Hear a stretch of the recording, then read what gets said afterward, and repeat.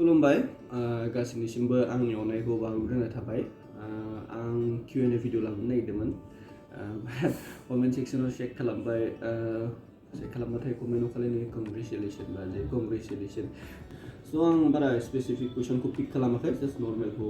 pick खालामदों गोबाङानो आंखौ सोंहरगासिनो दं आदाया बबेनि मा जायगानि माहाय थायो मा खालामो स' फार्स्ट अफ अल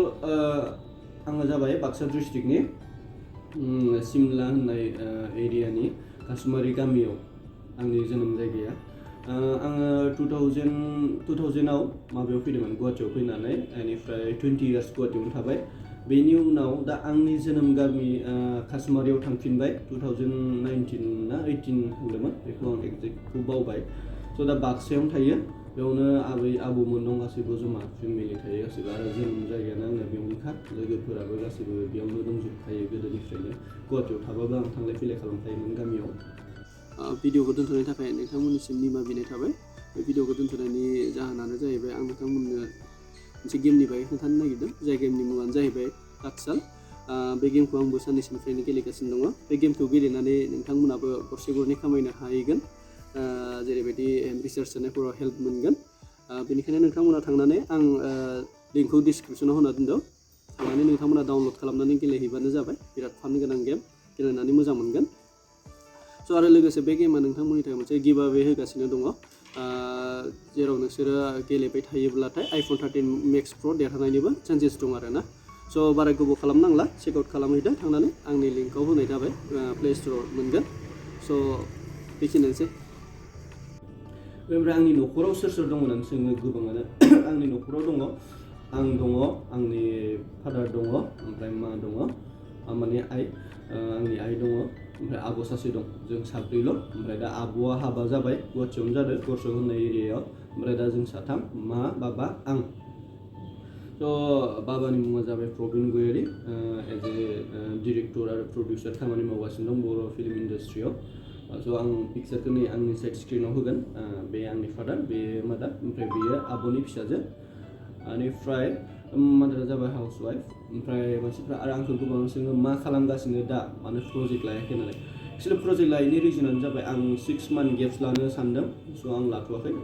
गेप्स लानाया आंनिया 3 ना 4 मान्थ्स जाबाय आरो 2 मान्थ्स गेप्स लाबावगोन बेनि उनावसो आं प्रजेक्ट स्टार्ट खालामगोन बेनि उनाव जाहैबाय कुइसन मोनसेया स्टिंजों लोगोसे मा खालामनो आं बिजनेस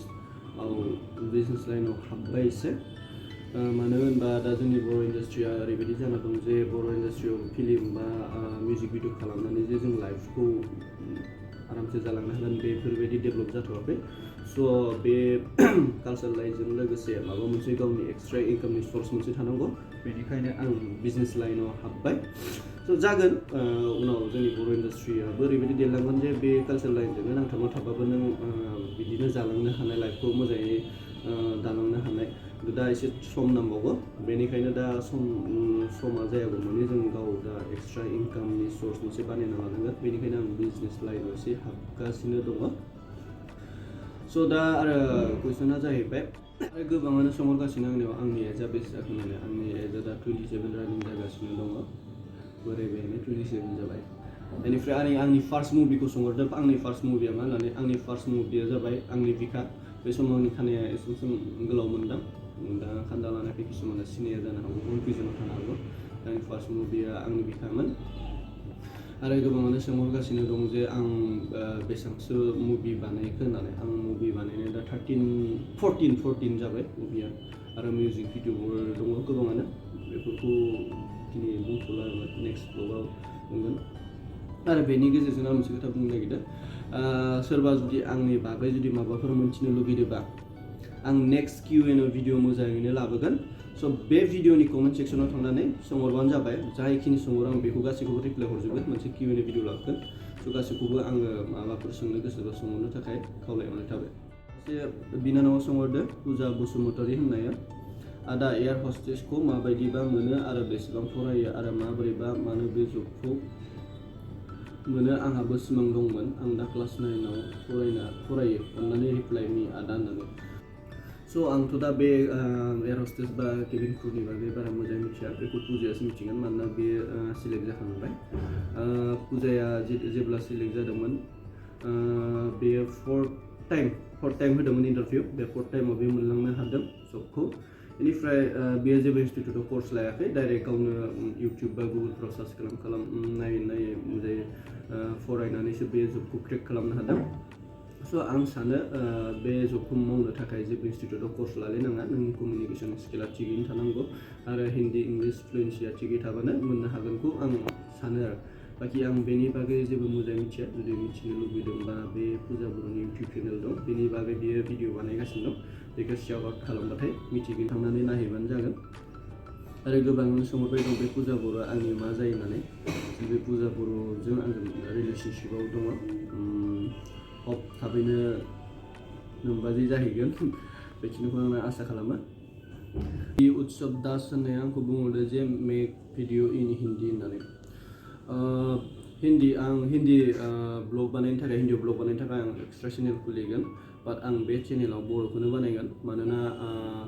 बर' हारिखौ लानानै गोबां साननाय दङ आं आरो हागौमानि जेसेबां हायो गावनि गोसो गोरबोनिफ्राय बर' हारिखौ जौगाहोनो थाखाय खामानि मावलांगोन एज ए सासे बर' आर्टिस्ट बर' एक्टर हिसाबै आं बे चेनेलाव बर' भिडिअखौल' होलांबाय थागोन आं बेलेग लेंगुवेजनि भिडिअ सोदेरा उनफ्राव जुदि आङो हिन्दीजों जुदि ब्लग बानायनो गोसोबाथाय आं एक्सट्रा चेनेल खुलिगोन बाट बे चेनेलाव आं बर'जोंल' ब्लग बानायगोन मानोना जोंनि गोबां बर' आइ आफा आदा बिनानावमोना आंनि ब्लगखौ नायबोगासिनो दङ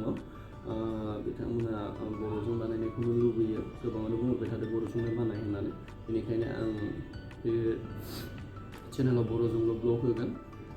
आरो गोबाङानो सोंहरगासिनो दं आदा दैलि ब्लग लाबो आदा दैलि मानो ब्लग लाबो होननानै आं एक्सुवेलि दैलि ब्लग लाबोगोन बे साननैसो बेस्थ' थागासिनो दं बेनिखायनो लाबोनो हायाखै आरो लाबोनो हायाखै माने एक्सुवेलि मेन रिजोना जाहैबाय लाबोनो सानबाबो किसुमाना सानैसोआ बुंहरो जे नोंनि जानाय थांनाय बेरायनायखौनो नायबाय थानांगौ नामा बेखौनो देखायबाय थानांगौ नामा होननानै बेनिखायनो आं लाबोगोन ना लाबा सानलाय लोङो मानोबा मालाबा गोसोफ्रा डिमटिभेट जायो बिदि बुंहरबाथाय स' जुदि नोंथांमोना जुदि गासैबो जुदि ब्लगखौ लुबैयोबा जुदि आंनि कमेन्ट सेक्सनाव बुंहरबानो जाबाय अब्ला आं सप्तायाव खोब बारा हायाबाबो मोननै मोनथामब्लाबो ब्लग लाबोनो नाजाबाय थासिगोन स' बेखिनियानोसै आं नेक्स्ट Q&A भिडिअखौ मोजाङै लाबोगोन बिराद गोलावै लाबोगोन जुदि सोरबाफोर माबाफोर जुदि सोंनो गोसो दंबा बे भिडिअनि कमेन्ट सेक्सनाव सोंहरबानो जाबाय होमब्ला आं गासैखौबो पिक खालामनानै रिप्लाइ हरजोबगोन बाट जेनुइन कुइसन जानांगोन अब्ला आं हरगोन स' दिनैनि थाखाय आं बेखिनियावनो दोननाय जाबाय बाय बाय लाभ इउ अल